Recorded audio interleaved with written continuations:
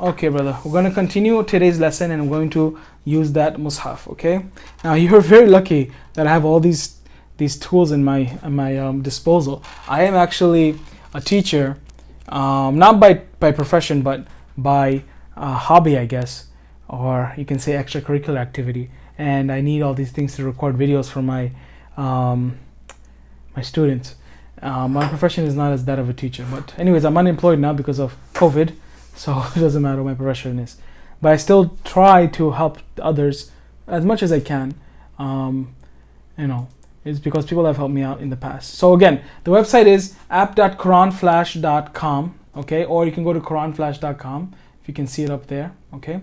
And the mushaf that I want you to use is called the Tajweed mushaf. Now this mushaf, all of this one, this medium Medina mushaf, the Medina mushaf, the old Medina mushaf, these are all mushafs that were written in Medina, and they have a very standard writing, a very standard layout, and very easy to learn once you see it. Okay, so we're gonna open the book, and it's very cool. It's like as if you have a Quran right in front of you. Okay, all right. How do I turn the page?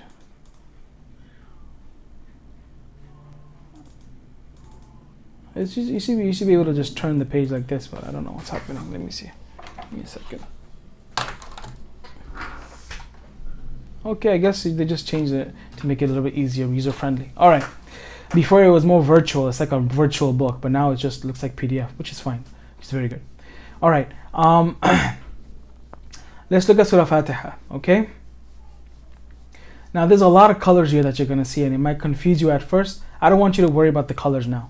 Just worry about the colors that I tell you to worry about. And we're going to go through all of them slowly, inshallah. This down here is what the colors mean. It's in Arabic. We're going to just go through them in English, and I'm not going to really make you memorize Arabic words. Just know the what is it called? Should have been blanking here.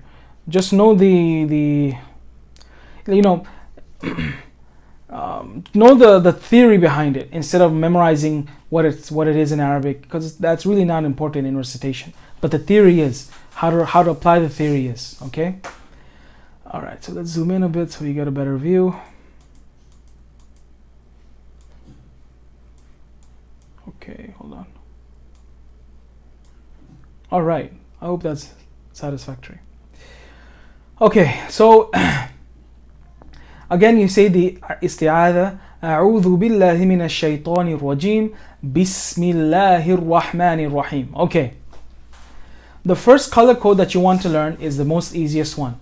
It's the dark blue. Okay, the dark blue.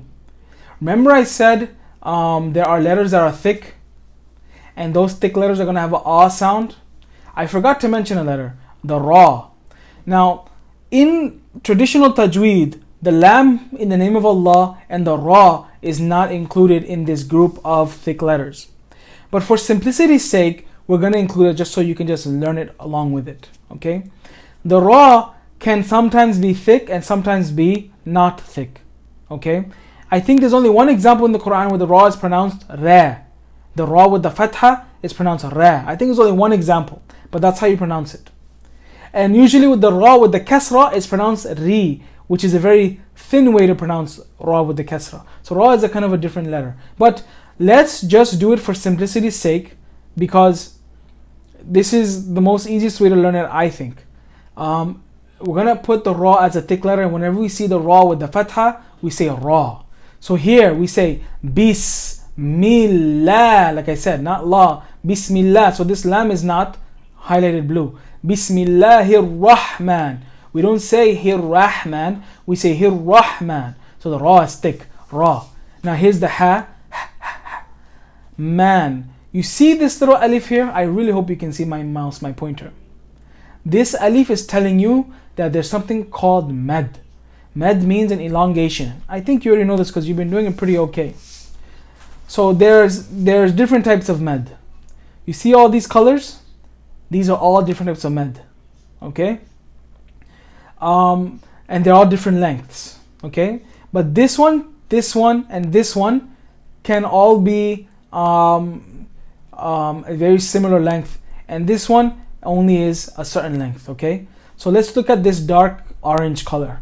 Okay, this dark orange color is elongated 2 harakats. Now how do you know what does harakat mean? Use your hand, have a closed fist, right? When you say let's use la.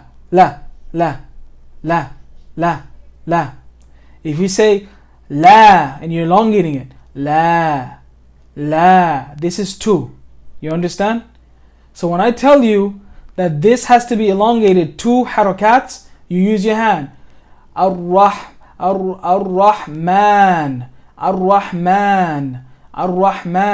If you're using one, Ar-Rahman. No, Ar-Rahman has to be 2. You got it? So Bismillahir Rahmanir Rahim. Here, regular orange. You're gonna see this all the time. This type of mad is at the end of the verses, or if you decide to stop on a word, it's gonna be at the end. How do you know what this is? For now, look, just use this mushaf and look for the color, this orange. You'll notice that there is no fatha or dhamma or kasra or sukoon or shadda on top of this. Look at this example. Same thing. No fatha, no dhamma, no kasra, no sukoon, nothing. Same here. And even in this, there is no fatha there. This fatha belongs to the ayn. This fatha belongs to the meme. So there is no fatha there. Okay? So it's telling you something. You should be able to get a visual clue that this letter is trying to elongate the letter previous to it. Okay? This is a mad letter, the ya. Okay? The ya can elongate if there is a kasra before it. The alif can elongate if there's an alif before. If there's a fatha before it. And there's another letter, if you can guess, by elimination. There's a waw, mad, and the waw elongates if there is if you can guess, a dhamma before it. Okay? For example, Muslimun. Okay? Muslimun. There's elongation. Now, here it says this mad can be 2 or 4 or 6 harakats long. These are Arabic numbers. 2, 4, 6. Here, mad harakatan. It means it's going to be two harakats. In Arabic, when you hear that an sound, ani, right? Harakatan. Haraka is 1 letter. Harakatan means 2 letters. So here, mad harakatan, this mad is only elongated by 2. So you don't say Bismillahir Rahmanir Rahim. That's incorrect. Bismillahir Rahmanir Rahim. Just 2. This ya, it's orange. Focus on the color for now. You don't need to know the names. But here it says 2 or 4 or 6. You got it? Alright. So here, if I decide to recite it 2, Bismillahir Rahmanir Rahim. That's 2. If I do 4, Bismillahir Rahmanir Rahim. That was 4. I'll try to make it 4. If I do 6, Bismillahir Rahmanir Rahim. Okay, that was 1, 2, 3, 4, 5, 6. Okay. So that's you can choose whatever you want to do. Now, here's how you apply this. If you choose this to be 2, this has to be 2, this has to be 2, this has to be 2, this has to be 2 for that recitation. So let's say I'm reciting the Quran. Alhamdulillahi Rabbil Alameen. That was 2. Ar-Rahmanir Rahim. That was 2. Maliki Yawmiddin. That's 2. If I decide to do 6, Alhamdulillahi Rabbil Alameen. Ar-Rahmanir Rahim. Maliki Yawmiddin. I decided to do 6. Or you can do 4, which is in the middle. Now, you don't have to stress out if it's exactly 6 or 2, exactly 6 or 4. That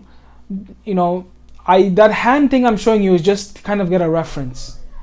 But just so you know that there is definitely a difference between 2 and 4 and 6.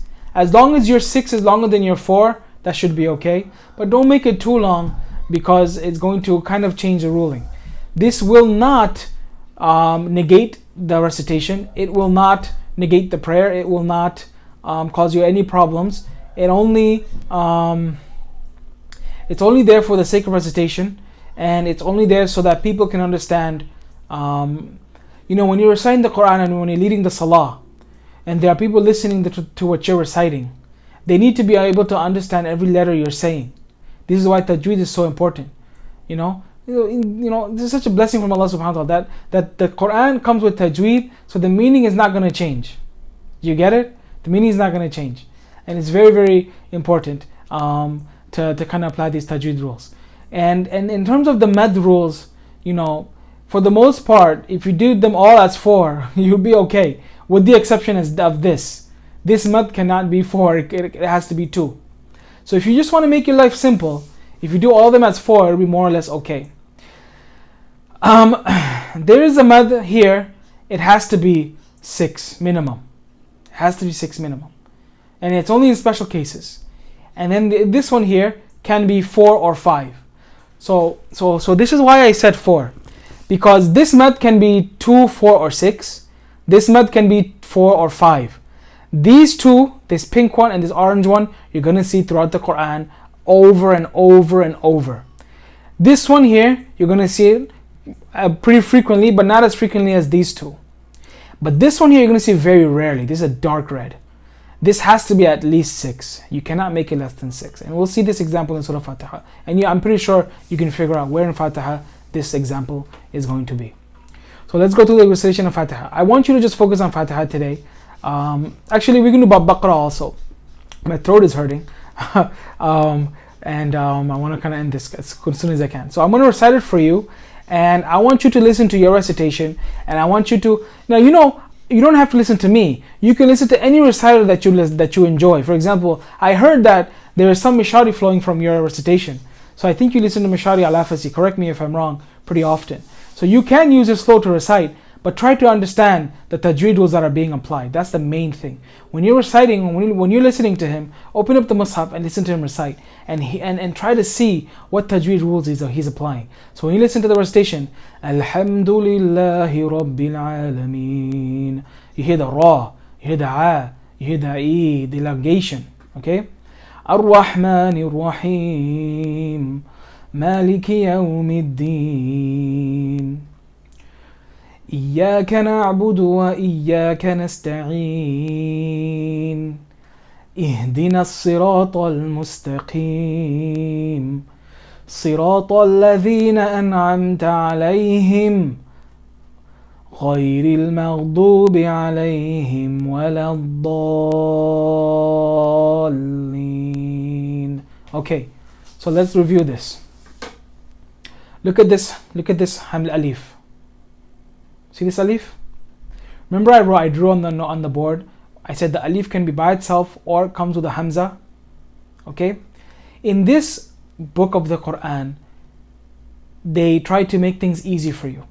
So they put a little sad. This is actually a sad on top of the alif.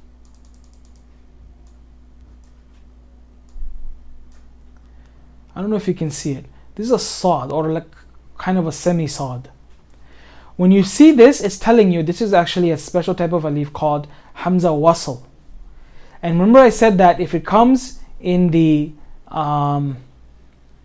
middle of a word, you won't usually pronounce it. So look at this example. Ihdinas. I completely skipped this alif. Okay? So when you see the alif with a sad-ish type of symbol on top, you skip it. If you see the alif with the hamza on top, you cannot skip it. Okay? Siratal. I skipped the alif. It's in the middle of a word. Middle of a sentence. Between two words, I skip it. But if I say sirat, then I have to say alladhina, because I stopped. The rules of stopping is something we have to learn too. So here I have to skip it. Siratal ladhina an'amta alayhim. I don't skip this. I don't say صراط الذين أنعمت عليهم. No, I say صراط الذين أنعمت عليهم. So here with the Hamza, it has to be pronounced. Just remember that. Alif with the Hamza has to be pronounced. Alif with the squiggly little sod-like structure does not have to be pronounced. Okay, but if it's in the beginning of the word of the sentence, it must. Alhamdulillahi Rabbil Alameen. Okay, if it's in the middle of the sentence, Ar-Rahmanir Rahim. I don't pronounce this alif, but I do pronounce this. Again, it's in the beginning of a sentence, Ar-Rahman. In the middle of a sentence, Ar-Rahmanir Rahim. If, for example, I were to stop right there where the mouse pointer is, and I just said Ar-Rahman, then this would be pronounced Ar-Rahim. You see? So that's that alif. Okay. This lam is grayed out because it's a sun letter. We'll learn about that. I think you already know what a sun and moon letter is. There's sometimes the lam is not pronounced in alif when a noun starts with alif lam, right? Al or Ar-Rahman, because this is a sun letter, you don't pronounce the lam. In the moon letter, you will pronounce the lam. Al-Mustaqim, right? But here in this context, it'll be Siratal Mustaqim. I'm still pronouncing the lam. Now I'm emphasizing it so you can hear Siratal Mustaqim. But here I don't pronounce Al-Rahman. This is just to make it easy for you to recite. You say Ar-Rahman. This is the sun letter, and you're doing fine with that. There's no issues with that. Okay. What else we have an issue with? When you have a sukoon, kind of looks like a greater than symbol.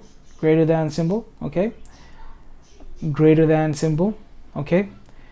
You got to make sure that it sounds like the two word letters are hitting. So alhamdu. You don't say alhamdu. Like try not to, what I'm trying to say is try to emphasize alhamdu. You're hitting the letter, right? This ha is hitting the meme. Hamdu. Instead of making it very soft. Hamdu. Right? Hamdu. It's kind of it doesn't it's hard to tell that there's a sukoon on top. Remember when you're reciting, if somebody's listening to you, they must be able to exactly identify what you're saying. If you said alhamdu, it's hard to understand that you really mean alhamdu, where there's a sukoon there. Now don't elongate it too much, okay? But it's not supposed to be alhamdu. No. What I'm trying to say is you're supposed to make that connection. Alhamdu. Like for example, the word little, right? Little. You're hitting the two letters. Little. The two sounds li and t. Little. Not I guess some UKers, they go little, right? Little, right? But little, you're actually hitting it, right? Or the word ma'am or man, you're hitting it, so people can understand that there's a sukoon there. Okay. This letter qaf, you had trouble with this qaf. Okay. There are two letters that sound very similar. One is the qaf, one is the kaf. Okay. This kaf and this kaf are same. Think of it this way. This symbol inside this kaf kind of looks like this symbol, but a bigger form. I don't know if you see my mouse.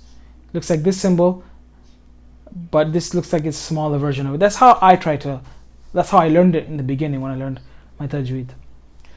This ka, like Kit Kat. You have Kit Kat in Scotland? Kit Kat. You know that song, Give Me a Break? Give me a break. Okay, I'm emphasizing the k sound there. Okay, because that's how you pronounce this letter. That sound in the rules of tajweed is called hems. K. There are some other letters that have the hems also, but just focus on kaf for now. K. Okay. This qaf comes in from more deeper than where the kaf is pronounced. So wherever you're pronouncing your kaf, wa iyyaka, your qaf mustaqim must come from behind that on your tongue. Okay, remember it's all relative. So you got to work on the qaf. The shadda, I almost forgot, it must be emphasized. You don't say iya, iya, iya, iya. No, it's iya. Remember what I said about the sukoon? Right? The person behind you must understand that what's happening here. The person praying behind you must understand that you're not saying iya. Iya is just hamza, kasra, ya, fatha. You understand?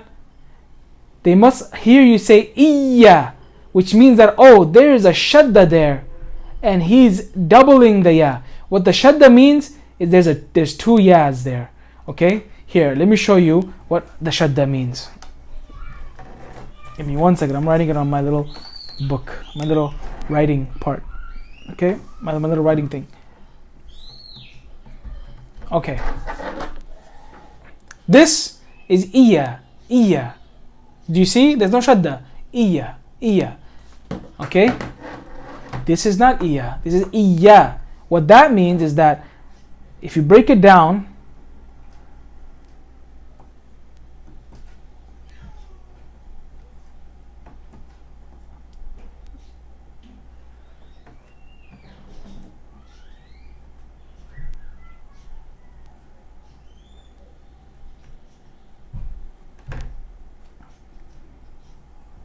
okay.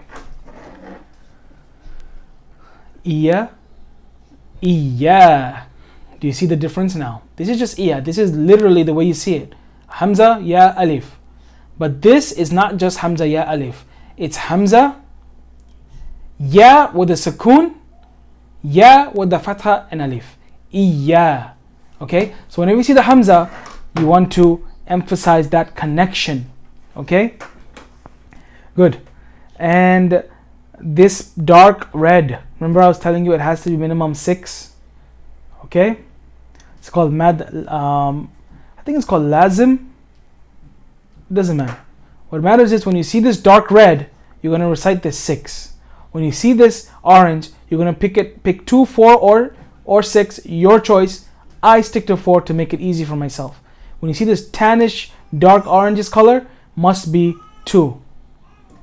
When you see this pinkish reddish color, it could be 4 or 5, your choice. Now, like I said, if you just make it 4, then it makes it easy for you. You can recite this 4 and you can recite this 4. Okay. There's some issues with the coloring on this page. Just giving you a heads up. Okay. On this page, the coloring is very easy to tell. For some reason, the coloring is messed up here. It's not supposed to be tan or dark orange. It's supposed to be regular orange. Okay. Only this is going to be dark orange. Okay. All right. Let's see.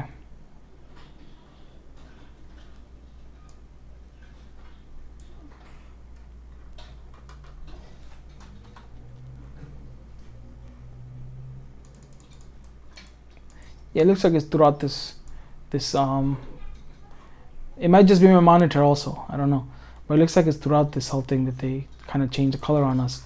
I don't know why, and sorry about that. It's kind of hard to differentiate the two. They changed the color tone. I don't know why. Okay, but you should be able to understand that whenever you see a small alif, it's going to be 2. Okay, and sometimes it might not be alif. It might be a waw or it might be a ya. No, I think it's actually always alif. Forget my last. No, there's a waw. See the waw here. So there is waw, and there might be ya also. When we see it, we'll address it. Okay, but it's usually alif, and there is a waw also. Okay, all right. Let's go back to the other page. Let's do the beginning of this. Okay. I know these videos are long, man, but it cannot be explained so easily. Here, dark purplish color. Remember what I said about dark purplish color? In these letters, okay, it's not when you spell out these letters, lam mim, right?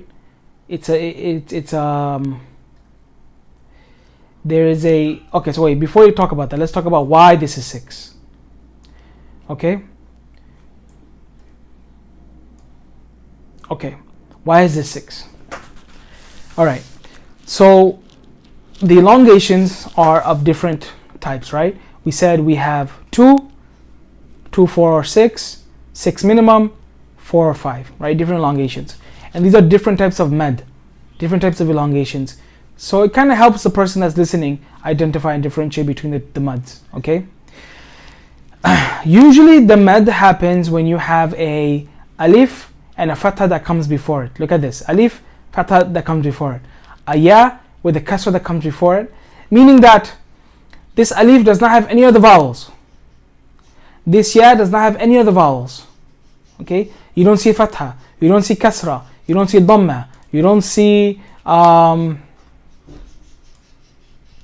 sukoon, you don't see shadda.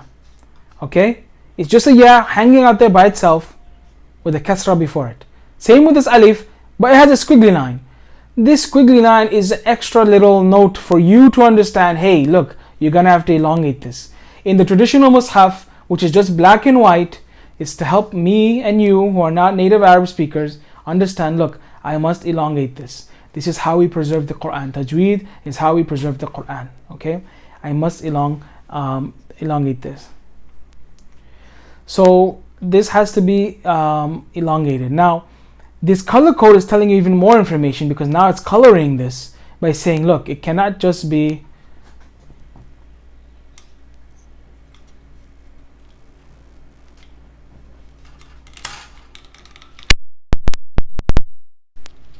I hope it's still recording. My